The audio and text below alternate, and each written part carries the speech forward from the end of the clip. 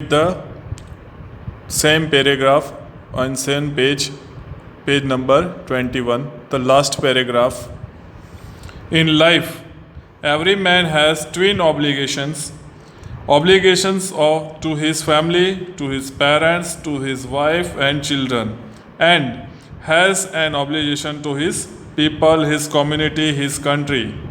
Means जीवन में प्रत्येक व्यक्ति को दो उत्तरदायित्व होते हैं. ऑब्लिगेशंस मीन्स उत्तरदायित्व. अपने परिवार के प्रति उत्तरदायित्व, अपने माता पिता के प्रति, अपनी पत्नी और बच्चों के प्रति तथा उसके अपने लोगों के प्रति एक उत्तरदायित्व होता है. अपने संप्रदाय के प्रति भी होता है, अपने देश के प्रति भी. इन सिविल एंड ह्यूमन, एक सभ्य और मानवीय समाज, society, each man is able to fulfill those obligations according to his own inclinations and abilities. Means एक सभ्य और मानवीय समाज में प्रत्येक व्यक्ति अपने झुकाव और अपने सामर्थ्य के अनुसार अपने उत्तरदायित्वों को पूरा करने के योग्य होता है. But in a country like South Africa, it was almost impossible for a man of my birth and color to fulfill both of these obligations. But हम यहाँ पे देखें दक्षिण अफ्रीका में जैसे देश में मेरे जैसे जन्म और रंग वाले व्यक्ति के लिए इन दोनों का उत्तरदायित्व को पूरा कर पाना असंभव था, क्योंकि वहाँ पे रंग भेद था और उनके लिए अलग अलग फैसिलिटीज़ थी, एरियाज थे, मटेरियल्स थे, सब अलग अलग हुआ करता था और उनके ऊपर अत्याचार भी बहुत हुआ करते थे. तो इस सब के बावजूद वो अपने देश के प्रति इन सब उत्तरदायित्वों के मुक्त रहते थे. In South Africa, a man of colour who attempted to live as a human being was punished and isolated. दक्षिण अफ्रीका में यदि कोई काले रंग वाला आदमी एक मानव की भांति रहने का प्रयत्न भी करता था तो उसे दंडित किया जाता था. In South Africa, a man who tried to fulfil his duty to his people was inevitably ripped from his family and his home and was forced to live a life apart, a twilight existence of secrecy and rebellion. और उसे अगर कोई आदमी अपनी duty को करने भी जाता था तो उसे भी बंदी भी बना लिया जाता था और दूसरों से अलग कर दिया जाता था. दक्षिण अफ्रीका में यदि कोई व्यक्ति अपने लोगों के प्रति अपने उत्तरदायित्व को पूरा करने का प्रयत्न भी करता तो उसे अनिवार्य रूप से अपने ही परिवार से और अपने घर से खींचकर दूर कर दिया जाता था और उस सबसे अलग रहकर जीवन बिताने को मजबूर कर दिया जाता था. छिप छिप कर और विद्रोह के भाव से भरकर एक धुंधला सा जीवन. ट्विलाइट मीन्स एक्सिस्टेंस मीन्स छुप छुप करके जो जीवन होता है वो ऐसे उनके जीवन के लिए छोड़ देते थे. I did not in the beginning choose to place my people above my family, but in attempting to serve my people, I found that I was prevented to serve my people from fulfilling my obligations and as a son, a brother, a father and a husband. तो शुरुआत में भी in the beginning मैं अपने लोगों को अपने परिवार से ऊपर रखने का मन नहीं बनाता था, किंतु अपने लोगों की सेवा करने का प्रयत्न मुझे पता चला. जब किया प्रयत्न तो मुझे पता चला एक पुत्र, एक भाई और एक पिता, एक पति के रूप में अपना उत्तरदायित्व पूरा करने से रोका जा रहा था. कोई भी काम करता था उसको रोका जाता था.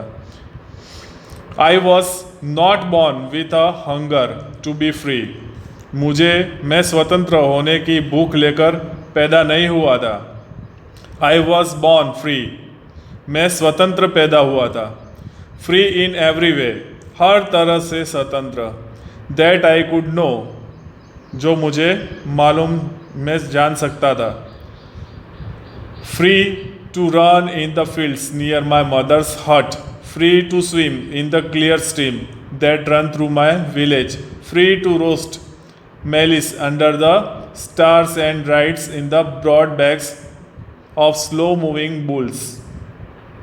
तो अपनी माँ की झोपड़ी से समित जो आसपास में जो खेतों थे, मैं उसमें भागने में स्वतंत्र था। उस निर्मल नदी में तैरने को भी स्वतंत्र था जो मेरे गांव से बहती थी। सितारों की छाया में बैठकर मक्के के दाने भूनने का स्वतंत्र भी था और धीरे धीरे चलने वाले बैलों की चौड़ी पीठ पर सवार होने को भी स्वतंत्र था। As long as I obeyed my father and abided by the customs of my tribe, I was not troubled by the laws of man or God. जब तक मैं अपने पिता की आज्ञा का पालन करता रहता था तथा अपने कबीले के रीति रिवाजों का पालन करता रहता था, मुझे मनुष्य या ईश्वर द्वारा बनाए गए किन्हीं नियमों से कोई दिक्कत नहीं थी। It was only when I began to learn that my childhood freedom was an illusion, when I discovered as a young man that my freedom had already been taken from me, that I began to hunger for it.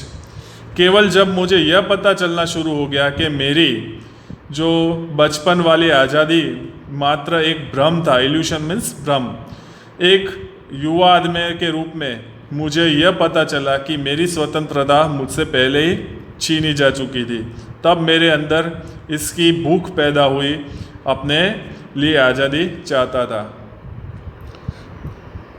Eight first as a student I wanted to freedom only for my self, the transitory freedoms of being able to stay out of night, read what I pleased and go where I choose. तो इस तरह की अस्थायी आज़ादियों में, जैसे रात को मुझे बाहर ठहरने की आज़ादी हो, मैं जो चाहूँ वो पढ़ने की मुझे आज़ादी हो, और मैं जहाँ जाऊँ वहाँ जाने की मुझे आज़ादी हो,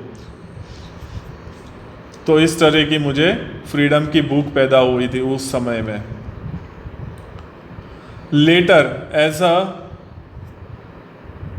young man in Johannesburg, I yearned for the basic and honorable freedoms of achieving my potential, of earning my keep, of marrying and having family, the freedom not be overstruck in a lawful life. तो बाद में जहानबर्ग में एक युवा व्यक्ति के रूप में मैं मौलिक और सम्मानदायक जैसी आज़ादियों के लिए तड़पने लगा।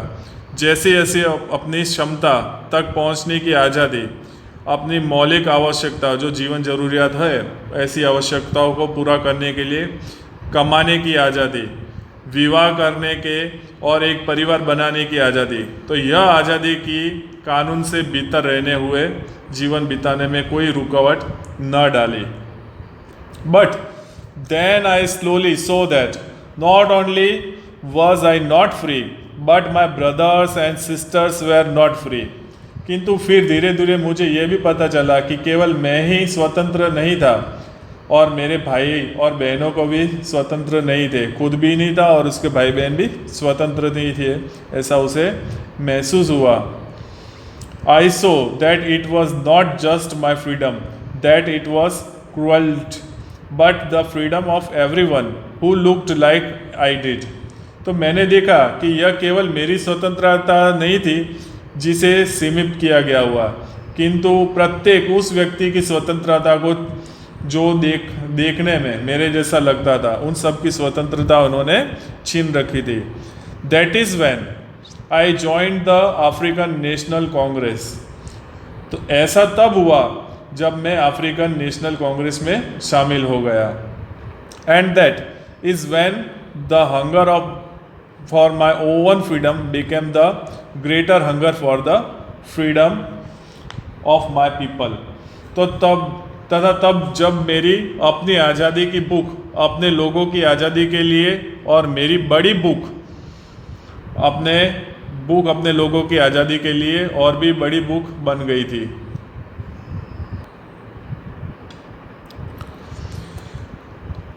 It was this desire for the freedom of my people to live their lives with dignity and self. It was this desire for the freedom of my people to live their lives with dignity and self respect that animated my life, that transformed a frightened young man into bold one, that drew a law abiding attorney to become criminal, that turned a family loving thousand into a man without a home, that forced a life loving man to live like a monk. Means के उस समय की जो बात है तो उसकी केवल नहीं थे, सबके बारे में वो सोचता गया। और उनने देखा कि जब वो नेशनल कांग्रेस में शामिल हो गए तो अपनी आज़ादी की जो भूख थी, अपने लोगों की आज़ादी के लिए इच्छा थी उसकी कि वे अपने जीवन सम्मान और गरिमा से बिता सके, जो मेरे जीवन में प्रबल रूप से भर आई, जिसने एक भयभीत युवा को एक साहसी व्यक्ति बना दिया, जिसने एक कानून का पालन करने वाले वकील को एक मुजरिम बना दिया, जिसने परिवार से प्यार करने वाले एक पति को बेघर आदमी में बदल दिया, जिसने जीवन से प्यार करने वाले एक आदमी को एक भिक्षुक का जीवन बिताने को मजबूर कर दिया। तो ऐसी वहाँ पे हालत हो गई थी। आई एम मॉन्क मीन्स भिक्षुक। I am no more virtuous or self-sacrificing than the next man, but I found that I could not even enjoy the poor and limited freedoms I was allowed when I knew my people were not free. तो मैं अपने साथ वाले किसी भी आदमी से ज़्यादा भला या ज़्यादा आत्मत्यागी नहीं हूँ, किंतु मैंने देखा कि मैंने इन थोड़ी सी और सीमित स्वतंत्रता का भी आनंद नहीं ले सकता था जिनकी मुझे इजाज़त दी गई हो। जब मुझे इस बात का पता चला कि मेरे लोग स्वतंत्र नहीं थे उस time. Freedom is indivisible. The chains of any one of my people were the chains on all them. The chains on all my people were chains of me. तो स्वतंत्रता के टुकड़े नहीं किए जा सकते हैं। मेरे लोग से किसी एक के ऊपर पड़ी हुई जंजीरों, उन सब पे पड़ी हुई जंजीरें थी। मेरे सब लोगों पर पड़ी हुई जंजीरें मेरे ऊपर पड़ी हुई जंजीरें थी। I knew that the oppressor must be liberated just as surely as the oppressed. मैं जानता था कि जो पीड़क है को उत्पीड़क जिसके ऊपर जुल्म होते हैं उसको मुक्त कराने की उतनी ही ज़रूरत होती है जितनी कि निश्चित रूप से उस पीड़ित को मुक्त कराने की होती है। A man who takes away another man's freedom is a prisoner of hatred. He is locked behind the bars of prejudice and narrow mindless. तो ऐसा व्यक्ति जो किसी दूसरे व्यक्ति की स्वतंत्रता को छीन लेता है वह घृणा का बंदी हो जाता है। वह पूर्वाग्रह और संकीर्ण मानसिक रूपी सलाखों के पीछे बंदी हुआ पड़ा होता है। आई am not truly free if I am taking away someone else freedom. तो मैं वास्तविक रूप से स्वतंत्र नहीं हूँ यदि मैं किसी दूसरे की स्वतंत्रता को छीन लूँ। Just as surely as I am not free when my freedom is taken from me. बिल्कुल वैसे ही जैसे कि मैं स्वतंत्र नहीं हूँ जब मेरी स्वतंत्रता को मुझे छीन लिया गया हो। The oppressed and the oppressor alike are robbed of their humanity. तो जो उत्पीड़क मीन्स जो इसके ऊपर जुल्म होते हैं और पीड़ित एक समान रूप से अपनी मानवता से वंचित रह जाते हैं। जिसके ऊपर जुल्म होते हैं वो भी अपनी मानवता से वंचित हो जाता है और जो करता है उसके ऊपर वो भी अपनी मानवता से वंचित हो जाता है। बहुत अच्छा लेसन था। तो जो स्ट्रगल फ्रीडम के लिए इन लोगों ने की हुई है तो वो तो हम बयान नहीं कर सकते। बट जो भेदभाव थे जाति के, जिसमें इसने बहुत अच्छी बात की थी, जब बच्चा पैदा होता है तो उसे वो तो फ्री होता है सब कुछ करने के लिए, बट जो इस जन्म में यहाँ पे दुनिया में आता है, फिर उसके साथ जो भेदभाव होता है, कुछ ये नहीं कर सकते, कुछ भी नहीं कर सकते, ये नहीं कर सकते, वो उनको बंधनों में बांध दिया जाता है समाज और सोसाइटी के द्वारा। और कुछ करने पर ना करने पर हर बात में रोक टोक लगाई जा सकती है। तो उसको सहन करके वो तो आखिर तक जी सकता है आदमी, बट उसका विरोध करके वो सारी जंजीरों को हटाने वाला ही नीडर कहलाता है। थैंक यू फ्रेंड्स, यहाँ पे ये लेसन ख़त्म होता है। तो इसमें ये भी सीख दी है, जो जुल्म करता है किसी और पे, किसी और की स्वतंत्रता छीनता है, तो वो भी एक कैदी होता है मानसिक रूप से, कि किसी कि मतलब स्वतंत्रता को उसने छीन लिया, और जिसकी छीन ली जाती वो भी मानसिक पीड़ा सहन करता है। तो दोनों मानसिक हो जाते हैं। तो ना जुल्म सहना है, ना किसी के ऊपर जुल्म करना है। फ्रीडम हमें जो मिली है उसका अच्छे से इस्तेमाल करना है। Thank you.